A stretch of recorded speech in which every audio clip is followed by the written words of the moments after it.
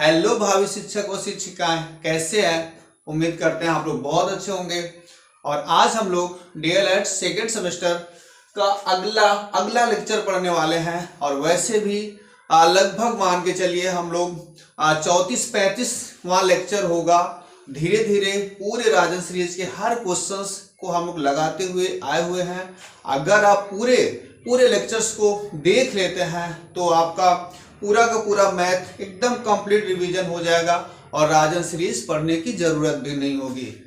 तो ठीक है, उम्मीद करते हैं कि आप जरूर उन सारे पिछले लेक्चर्स को देखेंगे, एकदम अपनी पढ़ाई मजबूत करेंगे। तो इसी क्रम में चलते हैं अगले क्वेश्चन में। और आज का क्वेश्चन क्या दे रहा, देखने में ये बड़ा लग रहा होगा और हैं भी थोड़े बड़े, और ये थोड़ा सा बझाते भी हैं, हमें परेशान करते भी हैं। लेकिन चलते हैं देखने, एकदम आप साथ रहें और एकदम समझ में आ जाएगा। और ऐसी समस्या, इस तरह के क्वेश्चंस अगर आपको कठिन लगते हो तो आगे से नहीं कठिन लगेंगे। चलते हैं देखने क्या कह रहा। पिता की उम्र उसके पुत्र की उम्र की 4 गुनी है। ठीक है, चलते हैं सीधा लिख लेते हैं सॉल्व। पिता की उम्र उसके पुत्र की उम्र की 4 गुनी है, तो पहले पुत्र की उम्र मान लेते हैं। छोटी वाली उम्र माना जाता है, माना पुत्र की उम्र बराबर x। पुत्र की उम्र हमने मान लिया, तो पिता की उम्र पुत्र की उम्र की 4 गुनी है, तो पिता की उम्र क्या हो जाएगी। अतः पिता की जो उम्र होगी क्या होगी, 4x, 4 गुनी हो जाएगी, 4x हो जाएगी। फिर कह रहा 6 वर्ष बाद पिता की उम्र उसके पुत्र की उम्र के 2.5 गुने से 6 वर्ष बाद, पहले 6 वर्ष बाद की बात कर लेते हैं। लिख लेंगे 6 वर्ष बाद। 6 वर्ष बाद क्या होगा, आज आपकी जो उम्र होगी 6 वर्ष बाद क्या होगी, 6 बढ़ जाएगा कि नहीं बढ़ जाएगा, बढ़ जाएगा, मतलब अधिक हो जाएगा। तो वही काम करना होगा, x + 6 करेंगे और 4x + 6 करेंगे। पहले तो भाई 6 वर्ष बाद की बात कर रहा, तो 6 वर्ष बाद हमने कर दिया। फिर अगला अब संबंध क्या कह रहा, 6 वर्ष बाद पिता की उम्र पुत्र की उम्र के 2.5 गुने से 6 वर्ष अधिक हो जाएगी, ऐसा भी कह रहा। मतलब 6 वर्ष बाद लीजिए, 6 वर्ष बाद दोनों की उम्र 6 साल तो बढ़ेगी, पढ़ा दिया। फिर कह रहा पिता की उम्र उसके पुत्र की उम्र के 2.5 गुने से, पुत्र की उम्र के 2.5 गुने से, पुत्र की जो उम्र है, पुत्र की उम्र कौन सी है, ये वाली है ना पुत्र की उम्र, पुत्र की उम्र के 2.5 गुने से, पुत्र की उम्र के 2.5 गुने से, कितने गुने से, 2.5 गुने से। ठीक है, 2.5 गुने से मतलब क्या हो जाएगा, पुत्र की उम्र के 2.5 गुना करना पड़ेगा।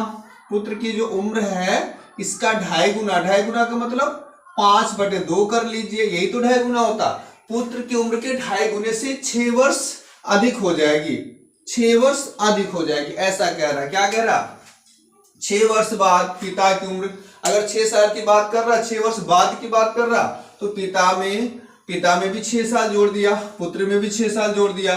फिर कह रहा 6 वर्ष बाद पिता की उम्र उसके पुत्र की उम्र के 2.5 गुने, पुत्र यही है ना, उसके 2.5 गुने, 2.5 गुने का मतलब 5/2 से 6 वर्ष अधिक हो जाएगी पिता की, फिर भी 2.5 गुने से भी 6 अधिक हो जाएगी। और पिता की उम्र ऐसा कह रहा बराबर, ये पिता की उम्र हम समझ लेंगे। बस यही सेंटेंस समझना था बस, और कुछ नहीं। तो क्या बन जाएगा, 6 प्लस, अब यहां 5 से गुणा करवा देते हैं, 5 × x 5x होगा, 5 × 6 30 हो जाएगा, और सबके बटे ये 2 बन जाएगा, बराबर हो जाएगा 4x + 6, ऐसा बनेगा। अब इस 2 को भी इधर कर दीजिए, गुणा करवा लेते हैं।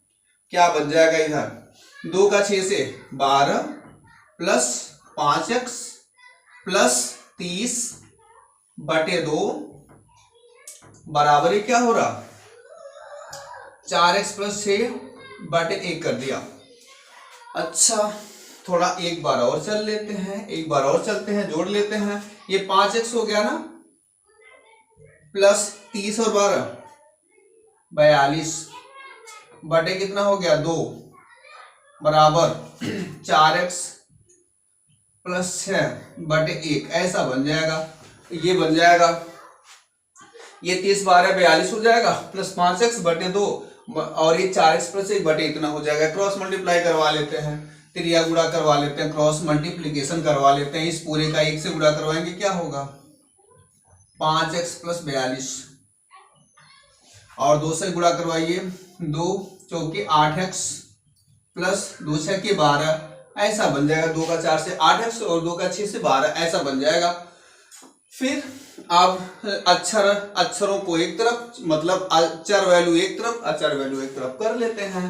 ये 5x इसको इधर कर लेते हैं, ये 42 के आगे हम कर लेते हैं 12 को और इधर कर दे रहे हैं 8x माइनस 5x ऐसा कर लेते हैं। कोई दिक्कत नहीं होगी। यहां तक पहुंच गए, थोड़ा सा और पहुंचना है, देख लेते हैं। 42 में से 12 घटाएंगे तो 30 होगा। कितना होगा 30। तो लीजिए 30 लिखा बराबर 8x में से 5x घटाया 3x हो गया, 3 से काट दिया 10 हो गया। x बराबर क्या आ गया 10। x बराबर क्या हो गया 10 मीन्स पुत्र की उम्र कितनी वर्ष है 10 वर्ष है। तो दोनों की वर्तमान उम्र ज्ञात कीजिए। पिता की उम्र पुत्र की 4 गुनी है, पुत्र की उम्र x माना मीन्स 10 हो गया, पिता की 10 गुणे 4 कर देना 40 हो जाएगा। कह देंगे क्या हो जाएगा, अतः पुत्र की उम्र क्या होगी 10 वर्ष और पिता की उम्र पिता बराबर कितना होगा 10 गुणे 4 40 वर्ष। तो इस तरह से ये पहला प्रश्न बड़ा सा प्रश्न डन हो गया और एकदम क्लियर समझ में भी आया होगा। ऐसे क्वेश्चन जरूर कठिन लगते हैं। तो क्वेश्चन नंबर 2 क्या कह रहा है, क्वेश्चन नंबर 2 को देखिए, पढ़िए, समझिए और इसे लगाने का प्रयास कीजिए। पहला दूसरा क्वेश्चन क्या कह रहा, क्वेश्चन नंबर 2 पढ़ें क्या कह रहा। क्वेश्चन नंबर 2 में ऐसे क्वेश्चन भी आते हैं। ये बस डीएलएड में नहीं, हर तरह की गणित की परीक्षाओं में इस तरह के प्रश्न आ जाते हैं, जैसा कि यहाँ पे ये क्वेश्चन दिया हुआ है। तो चलते हैं इस क्वेश्चन को देखने। क्या कह रहा है ये क्वेश्चन, कह रहा यदि परिमेय संख्या का अंश उसके हर से 2 कम है, अंश हर से 2 कम है। तो चलिए अंश जो है ना हर से 2 कम है, हर से मीन्स हर को मान लिया जाए तो कह देते हैं माना परिमेय संख्या का हर बराबर x। तो परिमेय संख्या का अंश हर से 2 कम है, अतः अंश बराबर क्या होगा, अंश बराबर क्या होगा हर से 2 कम है ना, x माइनस 2 कर लीजिए ऐसा हो जाएगा, x माइनस 2 हो जाएगा। फिर क्या कह रहा, यदि उसके अंश और हर में एक जोड़ दिया जाए, कोई बात नहीं है, अतः अंश और हर में अंश क्या है x माइनस 2, हर क्या है x, अंश और हर में एक जोड़ दिया जाए। लीजिए एक जोड़ा, यहां भी एक जोड़ा, तो यह संख्या 3/4 हो जाती है, बराबर हम 3/4 लिख देते हैं। क्या लिख देते हैं 3/4 हो गया, ऐसा बन रहा, ऐसा हो जाएगा। फिर आगे देखते हैं क्या हो रहा। x ये -2 है और +1 है, माइनस के पास बड़ी अंक है इसलिए माइनस का सिंबल रहेगा। फिर इसमें से इससे घटाएंगे, 2 में से घटाएंगे 1 होगा, बटे x प्लस 1 होगा बराबर 3/4 ऐसा हो जाएगा। क्रॉस मल्टीप्लिकेशन हो जाए, 4 का गुणा x से इधर से 4x, 4 का गुणा 1 से 4 एकम 4, फिर 3 का करवाइए 3 गुणे x 3x होगा और प्लस 3 गुणे 1 3 एकम 3 ऐसा हो रहा। पश्चांतर करिए, x का मान ज्ञात करिए, बस बाकी सब हो जाएगा। तो x वाले वैल्यू को एक तरफ हम 4x के पास ये 3x लाते हैं तो -3x हो जा रहा और ये 3 है ना, इधर से ये वाला 4 उधर जाएगा तो क्या होगा, ये वाला 4 उधर जाएगा तो +4 बनेगा।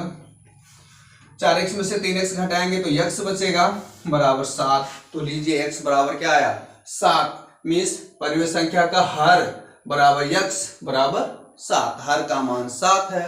तो अंश क्या हो रहा, अंश हर से 2 कम है, तो अंश क्या हो जाएगा, अंश क्या हो जाएगा, अंश बराबर क्या होगा, 7 में से 2 घटाएंगे बराबर 5, अंश 5 हो गया और हर क्या हो गया, हर क्या हो गया, 7 हो गया।